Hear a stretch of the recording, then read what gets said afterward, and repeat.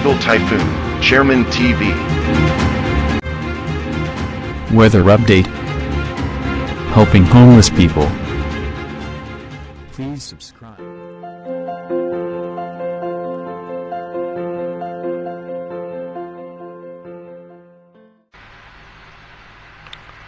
Magandang umaga po. Ito po ang latest update natin ngayong araw, May 27, 2024.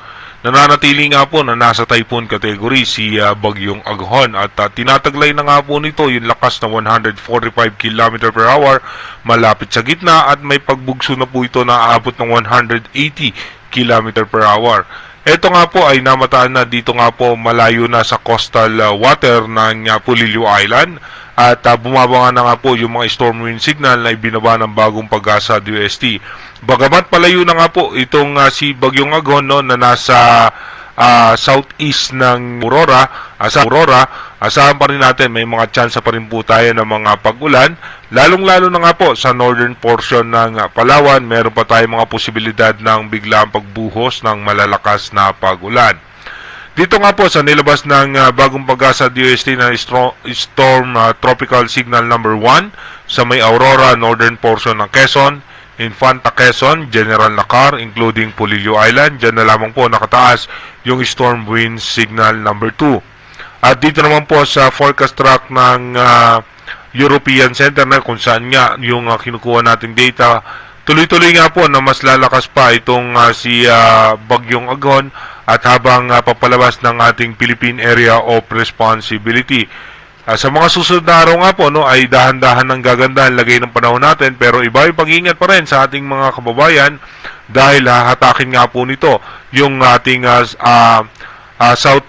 southwest wind flow na pwede nga po magpaulan sa western section ng ating bansa. Kasama na rin po dyan yung Metro Manila.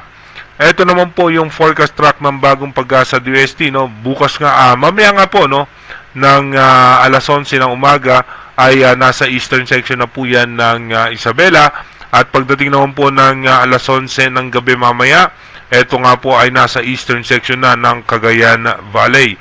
At lalabas nga po yan ng Philippine Area of Responsibility pagdating nga po ng May 29 ng alas 11 ng gabi.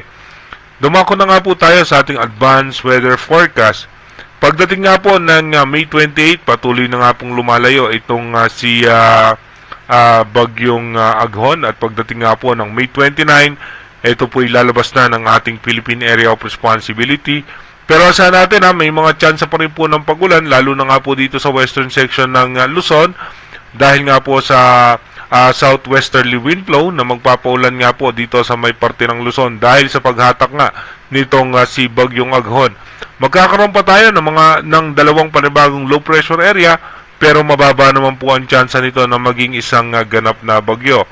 Pagdating naman po nito ng May 31, patuloy nga po na dahan-dahan na gagandang lagay ng ating panahon. May tsansa po ng pag-ulan sa hapon, lalo na nga po dito sa may parte ng western section ng Luzon hanggang dito nga po sa may parte ng Mindanao. Pagdating naman po ng June 1 hanggang June 2, asahan natin mas magiging maulan dahil nga po dito sa posibleng habagat na lalabas dito nga sa western section ng ating bansa. Pagdating naman po ng June 3 hanggang June 4, asahan natin tuloy-tuloy na nga po na magiging maulan. At pagdating naman po ng June 5, meron tayong possible low pressure area sa eastern section ng extreme northern Luzon. Asahan po natin na magkakaroon pa rin po tayo ng mga pag-ulan. Pero again inuulit po natin, yung ating advanced weather forecast is possible scenario pa lamang po yan.